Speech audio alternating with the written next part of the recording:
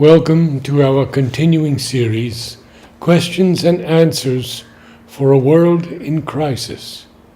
Today, Contemplation. Our series began in a small way, but is constantly increasing.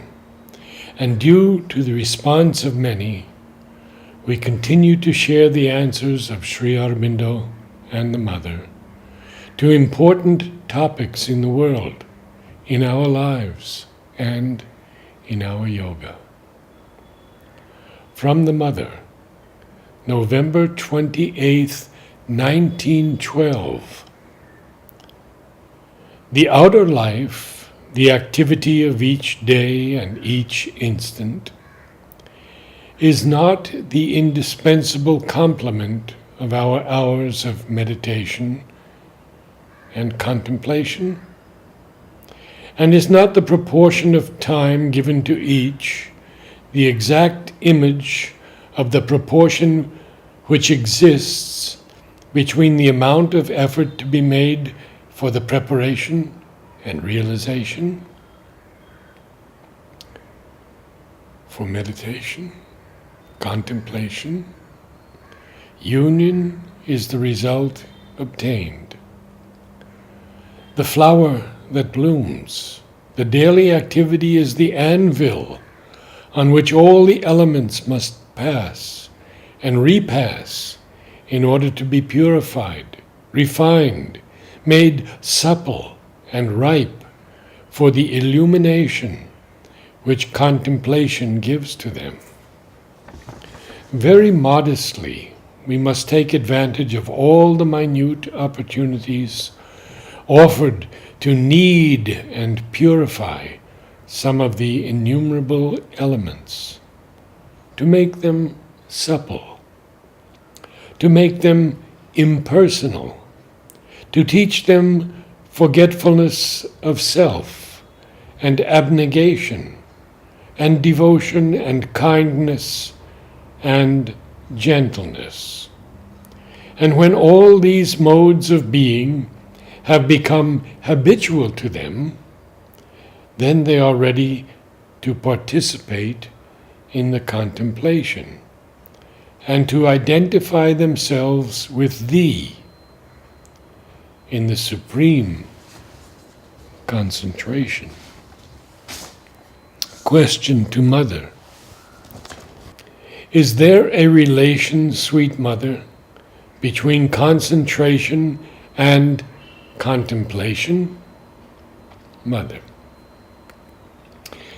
There can always be a relation between everything, but usually one means by contemplation a kind of opening upwards. It is rather a state of passive opening upwards. It is a fairly passive form of aspiration. One makes this movement rather like something opening in an aspiration. But if the contemplation is sufficiently total, it becomes a concentration. Yet it is not necessarily a concentration. From Mother's prayers and meditations. In the calm silence of Thy contemplation, O Divine Master, nature is fortified and tempered anew. In the perfect silence of my contemplation, all widens to infinity. And in the perfect peace of that silence, Thou appearest in the resplendent glory of Thy light. Yesterday afternoon, during those long hours of silent contemplation, I understood at last what is meant by true identification with the object of one's thought. I touched this realization, as it were, not by achieving a mental state, but simply through steadiness and control of thought. I understood that I would need long, very long hours of contemplation to be able to perfect this realization. More from the Mother. When one will completely go over to that side, all speculation will stop, all desire to explain, all desire to deduce, conclude, arrange to all that there will be an end. If one could be simply, be. But for us, I have noticed it, if we do not speak, if we do not think, if we do not decide, we believe we are outside life. And then it is not always the same silence, the silence of the unspoken word. It is not that. It is the silence of the contemplation that is dynamic. Silence of a dynamic contemplation. It is that. A single day spent in contemplation of the path of immortality is worth more than 100 years lived in ignorance of the path of immortality. A single day spent in contemplation of the supreme truth is worth more than 100 years lived in ignorance of the supreme truth. And from Sri Aurobindo, sadhana through meditation. There are two words used in English to express the Indian idea of dhyana, meditation, and contemplation. Meditation means properly the concentration of the mind on a single train of ideas which work out a single subject.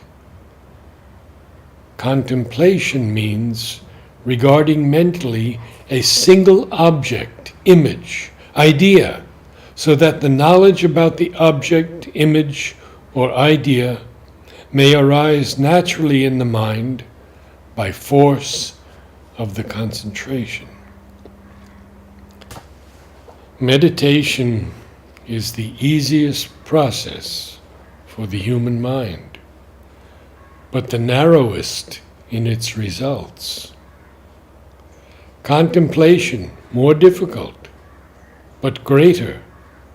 Self-observation and liberation from the chains of thought, the most difficult of all, but the widest and greatest in its fruits.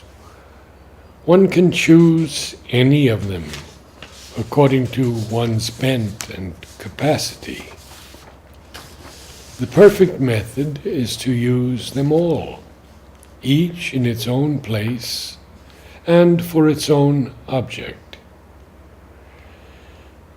But this would need a fixed faith and firm patience and a great energy of will in the self-application to the yoga. But if you ask me for an absolute answer, then I must say that Brahman is always the best object for meditation or contemplation, and the idea on which the mind should fix is that of God in all in God, and all as God. The mind is a thing that dwells in diffusion, in succession. It can only concentrate on one thing at a time, and when not concentrated, runs from one thing to another very much at random. Therefore, it has to concentrate on a single idea, a single subject of meditation, a single object of contemplation, a single object of will, in order to possess or master it. And this it must do to at least the temporary exclusion of all others. This is the process of concentrated meditation. But a more strenuous method is the fixing of the whole mind in concentration on the essence of the idea only, so as to reach not the thought knowledge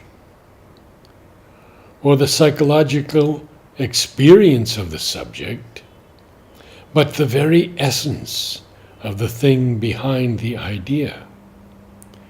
In this process, thought ceases and passes into the absorbed or ecstatic contemplation of the object, or by emerging into it in an inner samadhi. Namaste.